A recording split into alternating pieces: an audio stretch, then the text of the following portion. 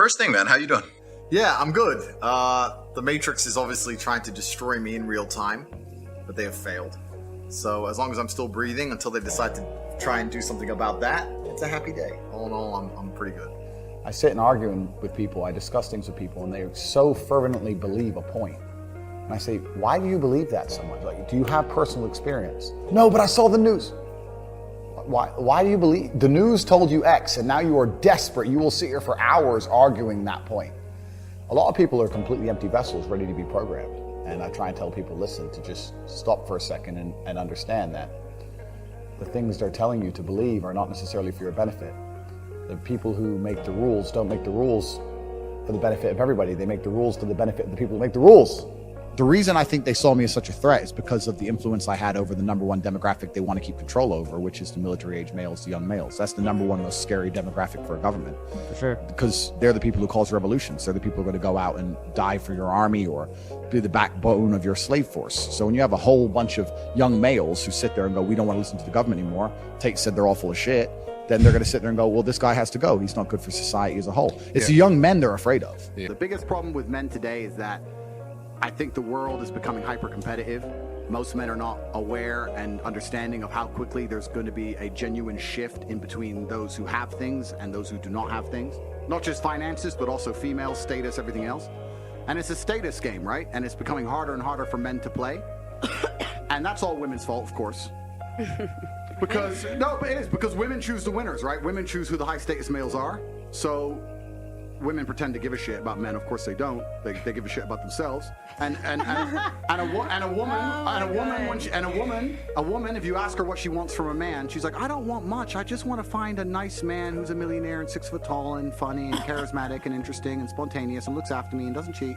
And is funny and good looking and strong. I don't want much. Like they name all this shit that most dudes are never gonna have. And it's becoming harder and harder, and you end up with people, top G's who own everything on the planet they could ever possibly wish for, and then you got other guys who have nothing, and there's this large divide. There's no longer any middle ground. You have dudes who can't get any pussy, and then you got dudes who are just blocking girls left, right, and center. And that's what the problem with being a man is today. Although I'm completely fine with what they've tried to do to me, I've been sitting here thinking, if I was a normal dude, I'd be in serious trouble right now.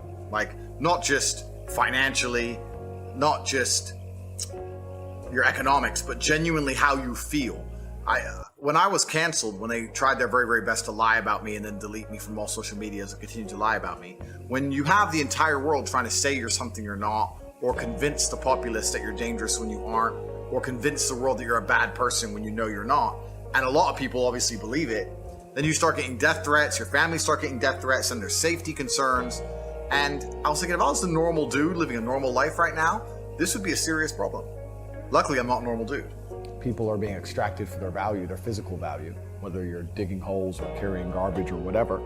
And your mind is constantly distracted by garbage. It's distracted by TV shows and concerts and clown world. I call it clown world because it's a never-ending circus. All this garbage they distract you with. First it's COVID, and then Putin cures COVID the day he invades and COVID's cured. And it's all just a big scam from head to toe. And the reason I call it the Matrix is because a false reality is being projected onto humanity, and they do that by controlling narratives. If they allowed people to have critical and open conversations about, let's say, COVID, at the height of the pandemic, it never would have lasted 3 years.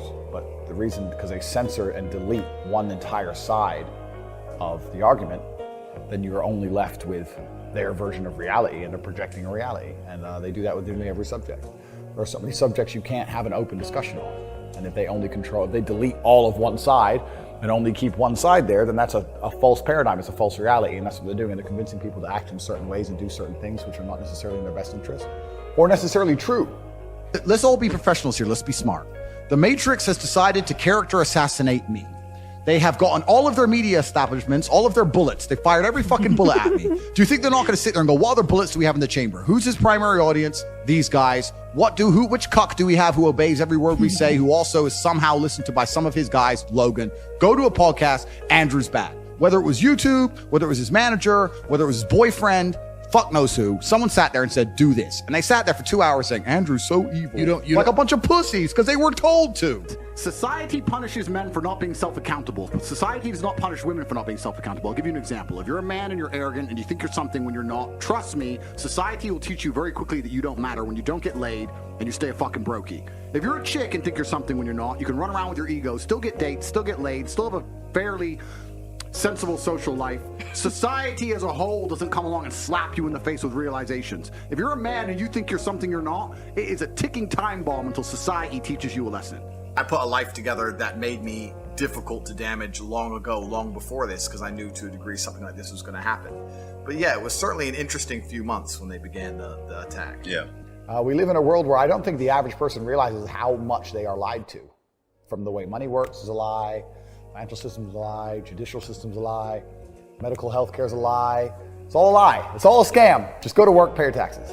And that's why I call it the Matrix. And like I said, I talk about things from a non-emotional standpoint, from a professional standpoint. I do think they made a mistake. And I'm not saying that because it's me. I'm not saying that because I want to get back on. I'm saying that because when you do something like they've done, like the mass cancellation of me, it's very, very important that you do not come across as tyrannical. You have to be seen to be fair and non-biased. And everyone for a long time knew that wasn't the case. And banning me added more fuel to the fire, added more pressure to the dam. The water behind the dam is these people are not fair. They control all the information. They're not non-biased. They're actually extremely biased. They're tyrannical. And what happens is when you have a lot of pressure behind a dam, it takes a very small crack for the whole thing to explode. The crack that was missing is someone to be canceled and become more successful. I don't think most people understand, especially women, how competitive the male world is and how competitive it is for status. This is why men do everything they do. Men buy the faster car, not to drive any faster, because of status. It's why we want a bigger house. We don't give a shit where we live. It's because of status. It's why I want to go to the gym and get big and strong, because of status. Everything we do is about status. It's why we want the better jobs. It's why we want more money. It's why I want to be respected. So what's the number one thing we want our female to give us? Status. That's what we want. So she can give us status by being beautiful. That's one thing she can do.